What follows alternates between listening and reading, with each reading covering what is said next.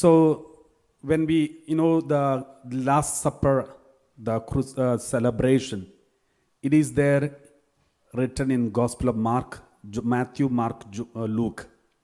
But Gospel of John has not written it, the Last Supper. So many theologians have got this question, and many people ask this question to the theologians. Why such a most important aspect? Why John missed it? Matthew, Mark, Luke wrote it down, but why John missed it? The reason is, John is the one who wrote the fourth gospel. That means the first three are over, and then John wrote it down. John knows Matthew, Mark, Luke has written down the Last Supper, and therefore John wanted to write down not the literally what happened, but theological meaning of it, the Last Supper. That is why in the Gospel of John, if you read the chapter 6, the whole chapter is about the bread, the body. Jesus calls the bread as his own body. So in fact, the whole real theology of the bread that is given in the Last Supper as the body of Christ is written in the Gospel of John. That is what we read in Gospel of John chapter 6 verse 48 onwards. 48 onwards. Let's read this passage.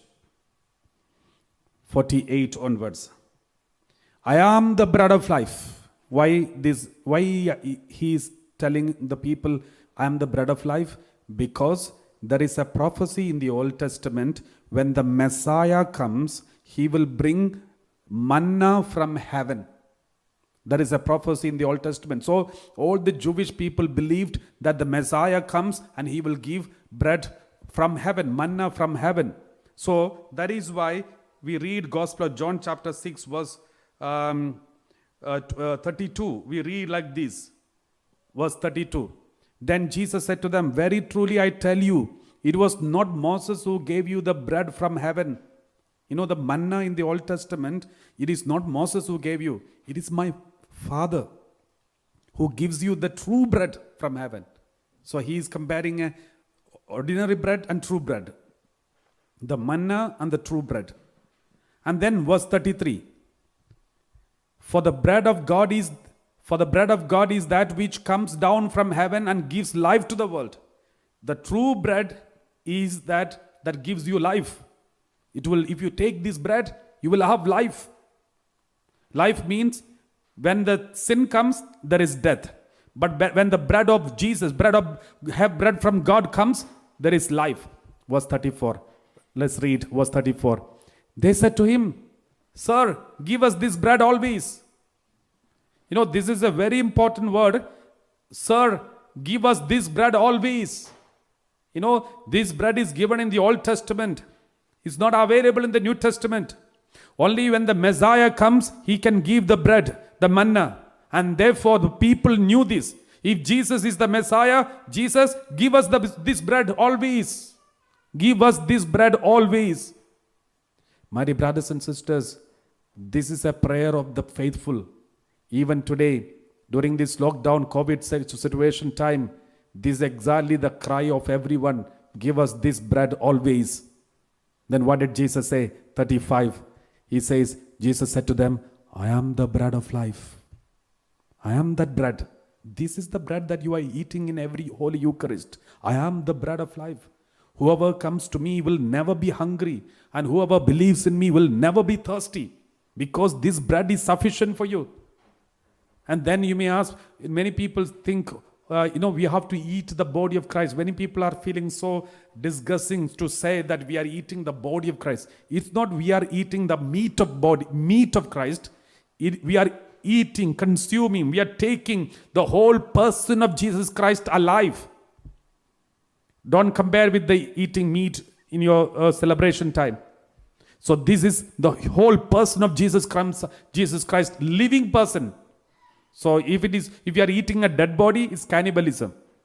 But we are consuming the whole person of Jesus Christ in the form of bread. Therefore, it is not cannibalism. It is not something to be discussing about, but it is something life-giving. Therefore, Jesus said, I am the bread of life. I am the bread of life. Let's read from 48 onwards. Verse 48 onwards. I am the bread of life. Again he said, I am the bread of life. If you read the whole chapter, you can see many times Jesus says, I am the bread of life. Verse 49. Your ancestors ate the manna in the wilderness and they died. Your ancestors ate manna in the wilderness and still they committed sin. Died means, of course, physical death, but also spiritual death. Even after taking the manna from heaven, they still committed sin and they still died. This is the bread that comes down from heaven so that one may eat of it and not die. That means all those who eat me, the body of Christ, will not, even if this is the bread that comes down from heaven so that one may eat of it and not die. Continue, verse 51.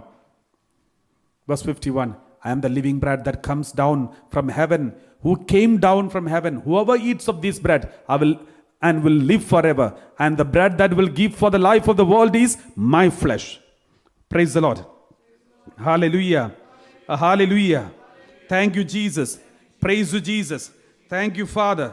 And continue, verse 52. Verse 52. The Lord is healing somebody who has got stomach upset and stomach problem. As you are listening to this word of God, the Lord is healing you. If you celebrate Holy Eucharist and receive communion, you will have special healing. The Lord is promising you. The Jews then disputed among themselves, saying, how can this man give us his flesh to eat? Then how can we eat meat? How can we eat the body? So that many people were happy about this command. They said, how can we eat somebody's body? Meat, human body. And the Jews then dispute among themselves, saying, how can this man give us his flesh to eat? Then 53. So Jesus said to them, very truly I tell you, unless you eat the flesh of the Son of Man and drink his blood, you have no life in you. You have to eat the body and blood of Jesus Christ, the Son of Man, that is Jesus himself. And he said, you have to eat this body and blood. And people were so discussing, it's not easy for anyone to eat the body of someone else. But then Jesus said, 54, those who eat my flesh and drink my blood have eternal life. I will raise them on the last day. When they die, the last day, I will raise them because they are mine. Because they are eating my body and blood, and therefore they are part of my body, my blood. They are part of my body. Therefore I will raise them because I rose up. And along with the resurrection of Jesus, you also will be risen. That is why the receiving the body and blood of Jesus is very important for every Christian. 55. Those who eat my flesh and drink my blood have eternal life, and I will raise them out the last day. This is the most important thing. My flesh, if anybody has got any aversion to eat my body and blood, some people may have, how can I eat the body of a human being or a body of someone? The Lord says, don't worry. You are eating, my flesh is true food and my blood is true drink. Cannibalism or eating someone else's body is not true food. It is not a true food. It's not true drink. It is dirty. It is evil. Should not be. But Jesus says, my flesh, when you eat the bread. When you taste it, it will taste the same bread. When you drink the wine, it will be same wine. It will not have the taste of the blood. It will not have the taste of the meat. But it is my body. It is my blood. Therefore, you don't need to feel aversion to eat and drink because it is true food and true drink. But at the same time, it is my body and blood. That is what we call transubstantiation. The substance changes, but the accidents, what is there outside, it is same. But inside the substance is Jesus Christ. It is no more bread. It is Jesus Christ. So this is what we call the theology of transubstantiation. So my dear brothers and sisters, Jesus said this. Therefore, my flesh is true food and my blood is true drink. Praise the Lord. So that is why once in a while God shows some miracles and say, you must have heard about some miracle, Eucharistic miracles, where the bread becomes meat and the wine becomes the blood, in order to show truly, in fact, it is my body, it is my blood. Once in a while God opens our eyes and we are able to see this supernatural event in front of us. We see this Eucharistic miracle. These Eucharistic miracles are still available. In Italy, Lanciano, there is a miracle which is very famous. The body of Christ is still there after centuries. Which was bread became body of Christ. The wine became blood of Christ. There are so many miracles that is happening in the whole world. 2007, August 27, in Thabor Retreat Center, Mumbai. And during the Holy Eucharistic celebration, the Lord showered hundreds of drops of blood and water on the altar and the chalice and all the people of God. Those blood spots are still there, kept in Divine Retreat, Thabor Retreat Center, Mumbai. My dear brothers and sisters, the miracles are happening everywhere. Why? In order to show the whole world that this is truly body and blood of Christ. So now let us see, if this is the new manna that comes down from heaven, what did God speak about the old manna? So how they treated the old manna, we should treat the new manna, the original manna, the real manna, with more respect. How they treated the old manna, we have to see. And then we should treat the new manna with more respect and more honor. Let us read some passages from the Bible. In the Exodus chapter 16. Exodus chapter 16, we read like this. Exodus chapter 16, verse 4 onwards. We read like this, 4 onwards. Then the Lord said to Moses, I am going to rain bread from heaven for you. God said to Moses, I am going to send bread from heaven. Heavenly bread. Jesus said, I am the living bread that comes down from heaven. Now here, manna is considered as the heavenly bread. And each day the people shall go out and gather enough for that day. In that way I will test them whether they will follow my instruction or not. What does God say? The manna in the Old Testament was given to them each day, every day. And God said, I am testing them whether they will go every day or not. I am testing them whether they will obey me or not. How do I test? If they really obey me, they will go for manna every day. My dear brothers and sisters, if that bread, the manna, which is a shadow of the real manna, that is the Eucharist, was given to the Israelites with so much of importance, and God was testing them and said, I'm testing you whether they will follow my instruction or not. I will give them every day, and they should gather it every day, only for that day. My dear brothers and sisters, what does it mean? It really means, if that is how the Old Testament manna was considered, the New Testament manna, the real manna, original manna, the heavenly manna, that is Jesus Christ's body, we should receive not only Sunday Mass, not only on Sunday, but on every day, as per the Bible. You may have your own excuses, my dear brothers and sisters. I'm not talking about your excuses. I'm talking about what the Word of God speaks. It's up to us whether to follow or not. But let me tell you what is there in the Bible. So I am going to rain bread from heaven for you, and each day the people shall go out and gather enough for that day. Why did God tell them, I'm going to give you the heavenly bread? Because they complained that they have no food, proper food to survive in the wilderness, in the journey to reach the promised land. They said, we will die on the spot, on the way. Then the Lord said, don't worry. If you have a fear that you are going to die on the way, I'm going to give bread from heaven. If you eat the bread from this earth, you may die, but I'm going to give you bread from heaven. Let's read book of Exodus chapter 16 verse 1 onwards. Okay, 2 onwards.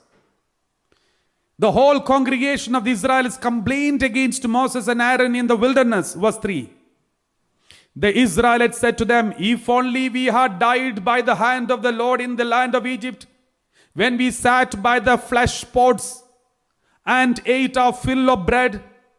For you have brought us out into this wilderness to kill this whole assembly with hunger. We are all going to die here. It was better in Egypt. So this is how they complained. They thought they are all going to die. Then the Lord said, in order that you may survive in the wilderness journey, I am going to give you bread from heaven, which will be taken daily. What does it mean? My dear brothers and sisters, we are also in another Exodus. We are in the new Exodus to the heavenly promised land. In this Exodus, we are also having complaints. We are telling God, God, we are dying here. We are not able to survive. We don't know whether we will reach heaven or not. We are confused. We are frightened. We are frightened of virus, sickness, and other things. Why are you doing this? You should not have created us, first of all. We are complaining to God. Now the Lord says, my dear children, if anyone is frightened like this, don't worry. I am giving you the bread from heaven, the body of Christ, the heavenly manna. Jesus said, I am the bread of life. And he said, I am giving you the bread from heaven every day. Go and collect it and have it so that you will live forever. This is the meaning. Verse 5. Then we read like this. On the sixth day, when they prepare that what they bring in, it will be twice as much as they gather on other days. Verse 6. Continue reading. So Moses and Aaron said to all the Israelites, in the evening you shall know that it was the Lord who brought you out of the land of Egypt. Today you will see the miracle. What is that miracle? Verse 7. Verse 7. And in the morning you shall see the glory of the Lord, because he has heard your complaining against the Lord. For what are we that you complain against us? Continue. And Moses said, when the Lord gives you meat to eat in the evening and your fill of bread in the morning, because the Lord has heard the complaining that you utter against him. What are we? Your complaining is not against us, but against the Lord. Lord says, you are going to be given meat in the evening, bread in the morning. In one day, they get bread and meat. What does it mean? The Old Testament manna is given in two forms. One is as meat in the evening and bread in the morning. The New Testament manna is also given in two forms. Bread, but it is the body of Christ. We are eating the bread, but we are eating the body of Christ. Why God give this manna in the Old Testament? To survive in the wilderness, to reach heaven, reach the promised land. Why God is giving us the New Testament manna? In one way it is bread, one way it is also the body of Christ. And why? To survive in this wilderness journey, to enter into the promised land, that is heaven. Now, what is the color of the manna? Color of the manna is white. What is the taste of the manna? Is honey. White symbolizes the milk. Honey, we know it is honey. So the taste of honey and white color. What does it mean? Because God told them, I am taking you to the land of milk and honey. So God was taking them to the land of milk and honey. So before they reached the land of milk and honey, that is promised land, God gave them the manna, the color of milk, and the taste of honey. What does it mean? God is giving them the pre-taste of the promised land. Pre-taste of the promised land. Pre-taste of the promised land. Before they reach promised land, they are experiencing the promised land already. What does it mean? In the New Testament, the new manna, when you eat the body and blood of Christ, we are given the pre-taste of the heavenly promised land. What does it mean? In the heaven, you and Jesus is going to become one body, one temple, one body. And here on earth, you are already becoming one with Christ when you receive the body of Christ. My dear brothers and sisters, if you see these comparisons, there are so many great revelations that are hidden inside of this. Therefore, let us thank the Lord for this gift of the holy manna which God has given us. Praise the Lord. Thank you, Father. Praise you, Father. Hallelujah. Thank you, Jesus. Praise you, Jesus. Verse 13, chapter 16, verse 13, we read like this. The word of God says, in the evening quails came up and covered the camp, and in the morning there was a layer of dew around the camp. Layer of dew. My dear brothers and sisters, this dew was covering the manna. Under the manna, Under the dew there was manna hidden. This dew is the symbol of the Holy Spirit. That is why in the consecration time we pray like this. In the consecration we pray, make holy therefore these gifts, we pray, by sending down your Spirit upon them like the dew fall. Like the dew fall, let the Holy Spirit come and cover this manna that is the body of Christ. You know, in this missal, when you celebrate the Holy Mass in the missal, every single sentence that is written in the missal is Word of God. No extra words written in the earth. The Holy Mass, if you celebrate the Holy Mass from the beginning till the end, every prayer is Word of God. Nothing from any human being. That is why the Holy Eucharist is so powerful. Praise the Lord. So, like the dew, it covers, and it is the symbol of the pre-shadow of the Holy Eucharist. When the layer of dew lifted, there on the surface of the wilderness was a fine, flaky substance, as fine as frost on the ground. Verse 15. Then Israelites saw it. They said to one another, "What is it?" They could not understand what exactly it is, because they said, "What is it?" in Hebrew? Manhu. So manhu means manna. From that word came manna. Manna means we don't know. What is it? What does it mean? Eucharist is a mystery. In the Old Testament, the manna was a mystery. And the new manna, Jesus Christ, the Eucharist is a mystery in the salvation history. For they did not know what it was. Even today, many people do not understand what is it. What is it? They don't understand exactly the secret of this, because it is a mystery. That is why we call manna. What is it? And then Moses gave an explanation. When they asked, "What is this?" God said, only one explanation. It is the bread that the Lord has given you to eat. It is the bread that Lord has given you to eat. Eat. You will survive. On this day of Corpus Christi feast, let us thank the Lord for the gift of the Holy Manna, the Holy Eucharist, so that we will survive, and make sure that we receive this Holy Eucharist daily if possible. We must be missing the Holy Masses because of the lockdown and other situations, but the Lord is giving us a taste of missing the Holy Eucharist. Now we know how much we miss the Eucharist. Therefore, when you get an opportunity, please do make sure not to miss it, because it is for our survival. We need it. We badly in need of it.